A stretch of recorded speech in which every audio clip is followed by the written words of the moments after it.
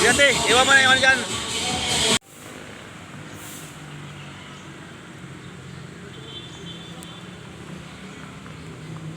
Mga katukad friends, ang Amoranto Stadium. At ito po ay matatagpuan po ninyo dito po sa may Rojas.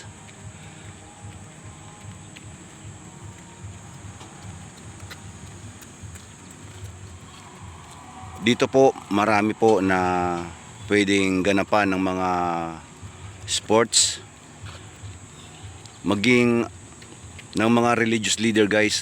Dito ginaganap yung kanilang pagsamba. At higit sa lahat guys, sa tuwing umaga mula Lunes hanggang Sabado guys, makikita mo ang mga tao dito na nagpapalakas, nagpapalusog ng mga katawan. At dito lamang malapit sa lugar na ito mga katukad, ang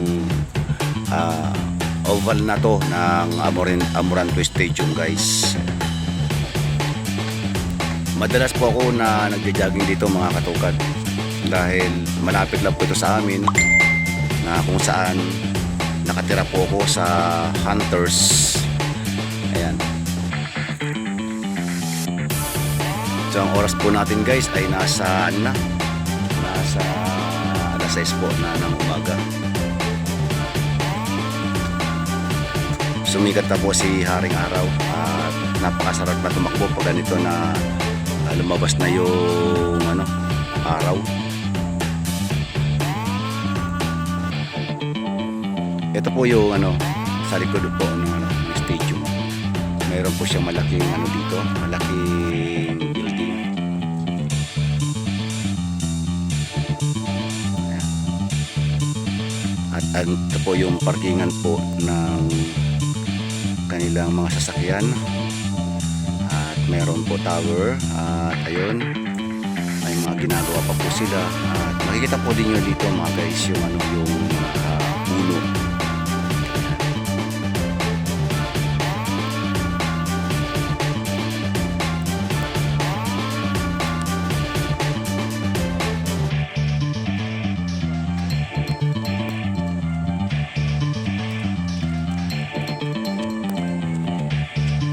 Mas maraming tumatakbo dito mga katukad kapag araw ng Sabado. Kasi siyempre alam naman natin guys na walang pasok. Napakarami tumatakbo dito. At yung masasabi ko lang mga katukad, good morning sa lahat.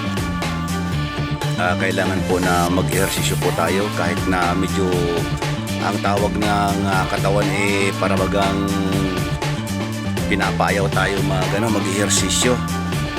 Kasi ang sarap nga naman talaga matulog mga katukad friends, Pero kung gusto mo talaga na maging malusog yung katawan, ang dapat gawin talaga, gumising ng umaga mga 5, mga 5:30 pwede na guys na bumangon para mag-ehersisyo.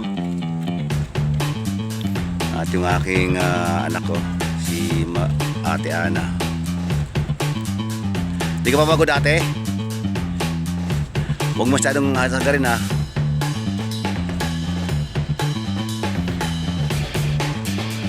Ang gagawin ko ngayon ay mag-escaping rope tayo, kasi dala ko yung aking gamit sa pag-escaping rope. Ayan, so ang ginagawa ko mga katukad, doon ako sa may lugar doon ako nag-escaping rope. So tara guys, samahan niyo ako. Dalawang ikot lang guys, dalawang ikot pa lang ako sa oval na to. At tayo ay grabe pinagpawisan na. Pero kailangan natin guys na ilabas yung pawis na to, kasi ito ay toxic sa ating katawan. Kasi alam naman natin na bawat isa sa atin ay kumakain ng pinagbabawal. Ang sarap nga naman talaga kumain kapag meat, pero talaga yung dulot nito guys, pagdating sa salita na cholesterol guys, nako, matindi talaga. Kaya yung mga matataba, kahit na payat guys, kapag kumain ng karne lagi, araw-araw na yung cholesterol. Andyan yung abutin ka ng stroke. Kaya kailangan naman mga katokad baguhin naman natin yung ating style. Magkaroon tayo ng ehersisyo sa umaga. At kumain tayo ng mga gulay, yung mga masusustansya, prutas, yan ang pinaka the best guys. Kung masyado tayong abusuhin ng ating mga sarili, at kung tayo lasinggero, nako, kalahati lang muna kung hindi kayang iwasan ang paglalasing ng pag-iinom. Kalahati lang para kahit paano may makaiwas naman sa sakit. Ayan guys. So dito mga katokad, dito ako lagi na nag-skip dito. Kasi wala tayo na isturbo na mga nagbigan. Ate! Dito lang ako. Mag-skipping rope ako. So ayan guys, mag-skipping rope na tayo. Kaya natin yung mga ibang nandun na nag-jogging. So skipping rope na muna tayo guys. Few moments later. Ano pag tumatalon ka,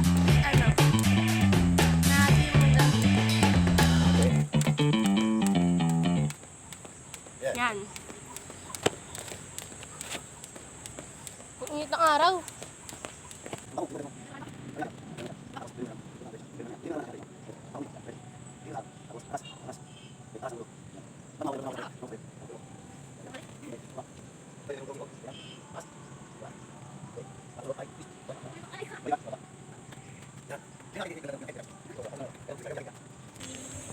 May isang oras na tayo ate, wala pa. Siguro, yun, mga isang oras na yata kami dito mga katokad friends. Yun, sabi ko na tagaktak na rin yung pawis namin, sarap na ng pakiramdam kaysa doon tayo mga katokad friends sa bahay. Pagkatapos ng gumising, magsiselfone tayo kasi siyempre kinagawian. Kahit naman si katokad friends pag gising sa umaga, talaga nagsiselfone na. Pero yun nga, na sinabi ko sa sarili ko na araw-araw, mag-exercise na naman ako para kahit papaano naman yung kalusugan ko bilang ganitong edad na, nasa 56 na ako mga katokad friends. So kailangan mag-exercise kami para lumakas ang aming stamina. At ganun din siyempre sa mga kabataan din.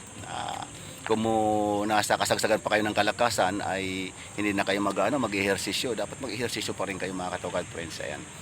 Shoutout nga pala sa lahat ng mga subscriber at sa mga viewers. Shoutout po sa inyong lahat dyan.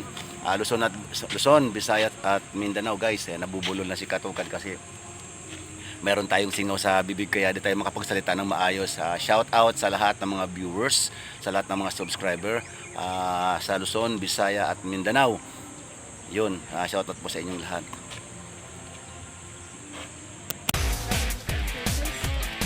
Sana yun. Basta ganyan ang mga forma, sana yan mag-jogging.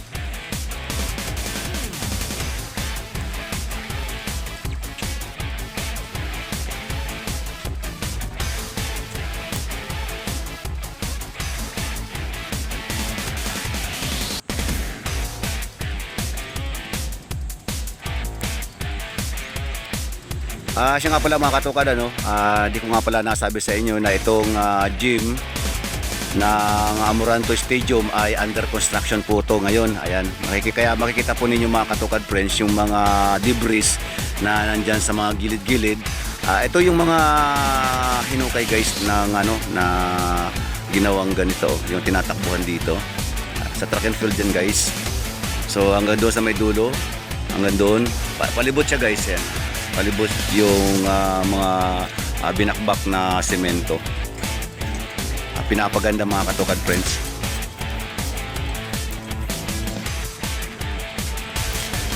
At yun nga mga katokad, tapos na kami sa aming pag-exercise, jogging, skating rope ng aking anak na sobrang galing sa pag-skating rope.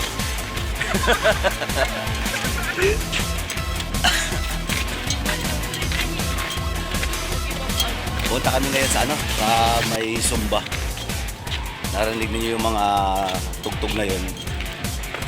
Mga nagsusumba yung guys. Kaya pupunta natin mamaya. Di pala mamaya, ngayon na. Kaya tayo pupunta doon. Tawa ko sa anak ko, hindi Hindi man lang daw trinay. Lahat naman kasi mga katugad sa escape room to, hindi talaga madali. Kasi timing kasi ang kailangan doon. Pero pag inaraw-araw talaga mga katugad na mag-escaping rope ka, matututo ka. Muntik pa ako. Tamaguchi! Tamaguchi! Eh ba oh?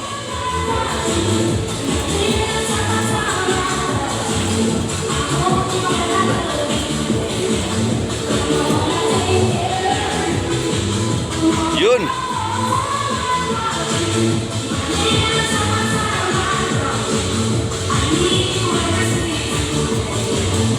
Dati!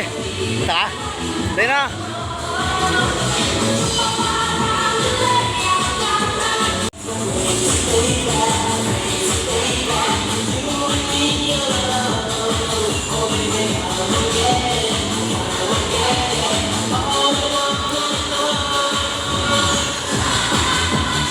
May punya ka?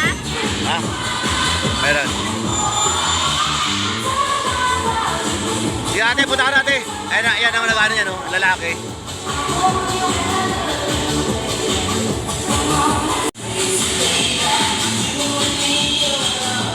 Si ate, iwan mo na yung ano dyan. Iwan mo na dyan, dali. Tira. Ito ate.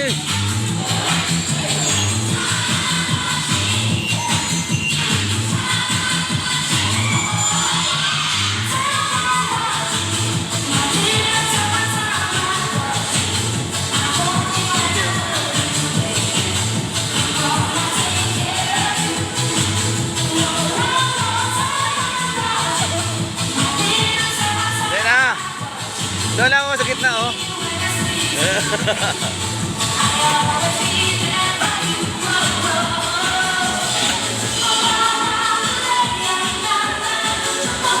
Dati. Sila nga din nahihiya, oh. Masanay na yan. Wala na, tapos na. Tara, uwi tayo. Bukas. 6 to 7. Okay, thank you.